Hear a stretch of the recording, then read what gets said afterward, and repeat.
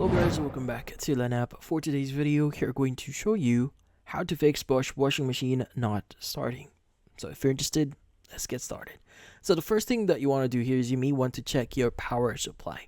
Now in this case, you want to turn the dial to any settings here and see if the screen actually lights up. Now if the display turns on, your power supply is fine here. If not, you may want to check the power cord if it's like, for example, it's cut, or if there are some bite marks on it. Sometimes rodents may be able to bite into your cord here.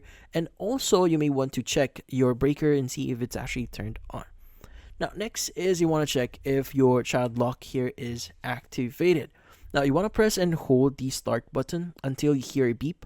Now if an icon or key icon appears on your screen, it means the child lock is active. Now to disable this, you want to hold the start button again until the icon disappears. Now typically speaking, this should resolve your issue. Now also, you want to make sure that your door here, so in this case this door, is properly or securely closed. Now if clothing is stuck in the door, or if the door seal is pressed down preventing it from closing properly, so this might be the cause of your issue. And lastly, you may want to check the wash cycle dial here. Now you want to ensure that the dial is set correctly to wash mode.